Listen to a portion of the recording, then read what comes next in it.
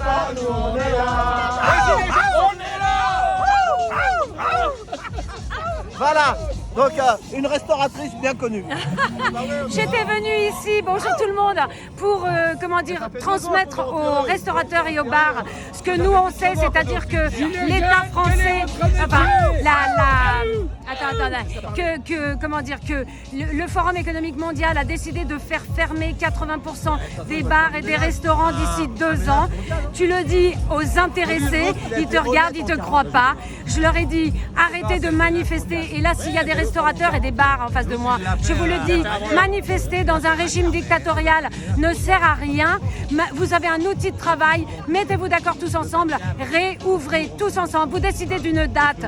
Ça peut être vendredi prochain, ça peut être la veille de Noël, je sais pas. Surtout si vous habitez dans des petites villes, c'est plus facile. Vous allez voir tous vos collègues et vous dites telle date, telle heure, on rouvre. Vous appelez vos habitués, les clients habitués qui viennent, qui soient là pour remplir le bar. Les flics ne pourront pas fermer tous les restaurants en même temps.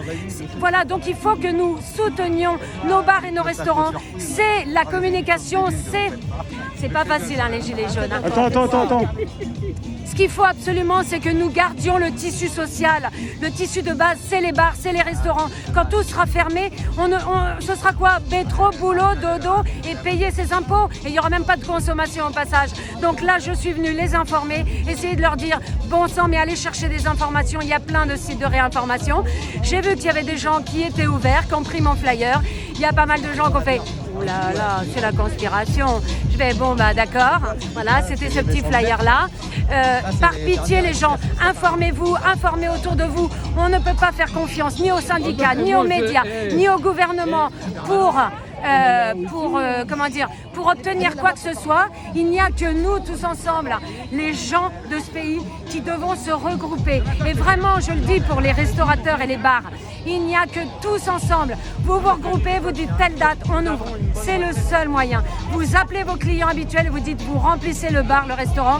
On ouvre par exemple vendredi à 18h. Vous appelez tout le monde, vous faites tournée de vin chaud, on va dire gratos au début, comme ça tout le monde va remplir votre truc et on rouvre et ça suffit, on ne se laisse pas faire par une bande d'oligarques fous qui ont décidé de transformer le monde et de nous transformer en usine géante.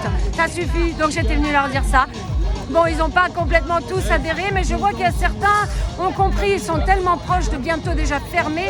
Là, il y avait beaucoup de gens dans l'événementiel. Putain, mais l'événementiel, j'aurais dit, mais allez voir les bars et les restaurants et faites des actions ensemble, parce que vous êtes morts. Et ils ont dit, on est déjà morts. Ah oui, mais les gars, personne tu ne les se trouves bat pour apathiques, votre place. ils bougent plus trop, ils sont l'air un peu écrasés par le... Ben oui, c'est-à-dire qu'en plus, je m'aperçois qu'il y en a encore plein qui croient encore à la fable du Covid. C'est-à-dire qu'ils m'ont dit, mais madame, c'est parce que vous n'avez pas de masque qu'on est enfermé. J'aurais dit, mais c'est pas possible de dire des conneries comme ça encore maintenant, quoi. Les meilleurs virologues du monde disent que le Covid ne circule plus, c'est marginal. Il y a les gens qui étaient très faibles, ils meurent comme tous les ans, à la même époque. Donc vraiment, là je le dis, si vous êtes dans les métiers de la restauration, je vous en supplie, réveillez-vous, coalisez-vous et ouvrez tous ensemble. Il n'y a que ça à faire. Ouvrir. Manifester ne sert à rien. L'action, c'est l'ouverture. Vous avez un outil de travail, profitez-en avant qu'on vous l'enlève parce que vous ne pourrez plus le payer. Voilà ce que j'ai à dire. Merci Marjane. Attends. Ici, puisque nous sommes à une réunion de restaurateurs, nous avons, nous, pour les restaurateurs, une bonne recette. C'est d'écouter Marie-Jeanne et les gilets. Jaune. Elle a aussi, regarde, elle a mis le... Voilà, j'ai mis effectivement le badge du syndicat Gilets jaunes, puisque à l'intérieur de l'énorme équipe Gilets jaunes que nous sommes, un syndicat s'est créé qui veut ne pas être corrompu, qui n'est pas acheté, qui n'est pas financé par l'Europe.